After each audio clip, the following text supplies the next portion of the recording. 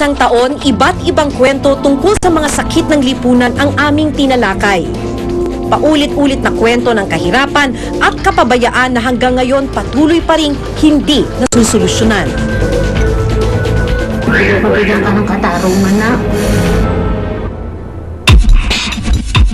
Sa aming ika-6 na taong anibersaryo, naglakbay kami sa iba't ibang bahagi ng bansa upang tahakin ang malubak na biyahe ng presyo ng mga pangunahing pagkain.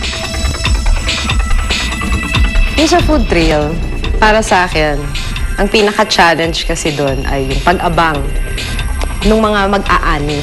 Ikot kami ng ikot, nakaabot na kami hanggang Mountain Province. Akala ko'y matutulog na kami sa Sagada dahil sa paghahanap ng mga farmer na magha-harvest ng kanilang repolyo. Naidokumento namin ang hirap na kinakaharap ng maraming magsasaka.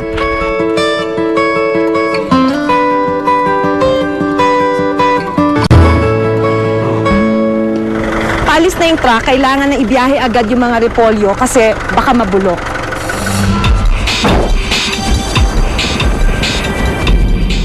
Tatlong araw na sa trading post si Bert ng abutan namin pero minalas raw siya ng mga panahong yun. Kalahati ng repolyong dala niya nasira.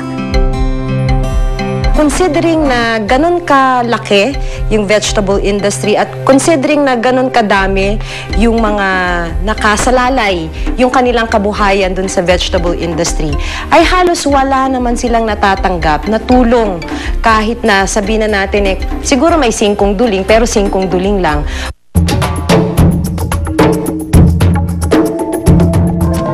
Bukod sa kahirapan, tinalakay rin namin ang iba't ibang kaso ng pang-aabuso at kapabayaan sa loob at labas ng tahanan. Nabigla ako sa kinahantungan ng simpleng away ni Janjan at ng kanyang kaklase. Papi Sil nga, naririnig mo ba ako? Ay, naririnig mo pala ako eh. Manakot po. Kasi po siya na lang yung pag-asa ko. Sabi ko nga, may edad din papa niya. Yan po, isa po 12 lang, tsaka 5 years old. Sabi ko nga, huwag ko salang makamatay na ganyan yung anak ko. Ngayon ko nga inaanahan ako.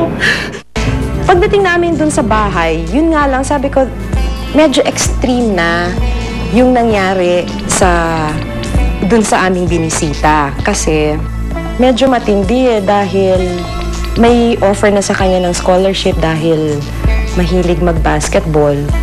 Tapos lahat nun, naputol yung mga ganong pangarap nung nanay kahit na nung bata dahil sa pang-aabuso nung mga kaklase pa niya simula nung elementary. I could imagine very difficult for the family, especially for the mother na kung pwede ayaw mong, hindi mo nga papakagat yan sa lamok, bubugawin mo ang bangaw pag malapit sa kanya nung baby siya, tapos hahampasin lang sa ulo ng kanyang abusadong kaklase.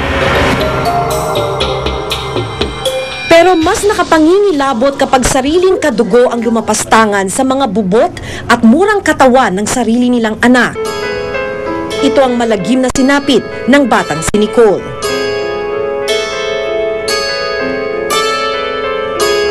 Masakit lang po sa loob ko yung ginawa niya po sa amin. Anong nasa isip mo pagka bigla mong naaalala yung pinagagawa sa inyo? Parang inaalis ko na lang po sa ibang iniisip ko. Minsan lang ba nangyari yan o Hindi po. ilang beses kang inabuso ng papa mo? Tuwing gabi po.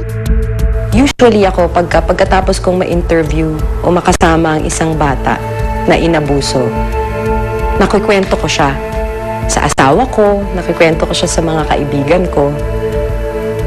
Yung dun sa incest, yung mga biktima ng kanilang mga tatay, sa sobrang pinagdaanan nila, hindi ko siya kinayang ikwento ulit sa ibang tao.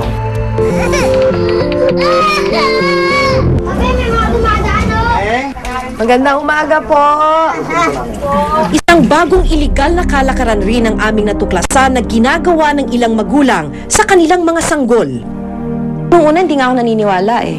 Tapos actually talagang naniwala lang ako na talagang may sinasanlang baby.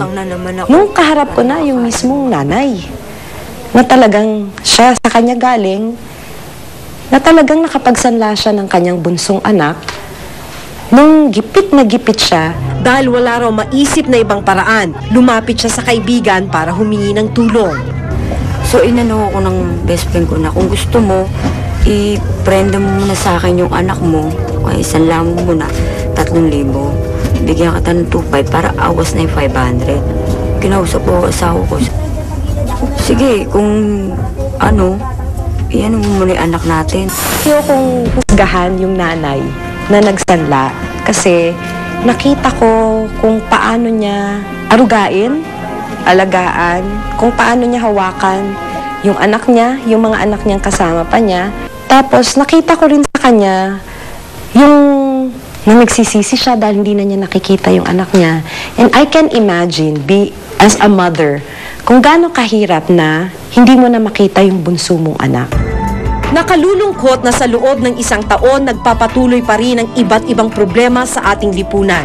Hanggat may mga nabibiktima, asahan na patuloy kaming magbabantay at magsisiwalat ng mga kwentong ito. Kahit na paulit-ulit mong ikwento, kailangan pa rin siyang gawin dahil wala pang masyadong nangyayari, dahil walang nangyayari. In the hope na in the future ay meron talagang konkreto na pagbabago na mangyayari sa buhay ng karamihan ng mga Pilipino. Masinggero ho ba? Si Executive Secretary Jojo Ocho. You haven't even asked me if I'm gay. Are you gay?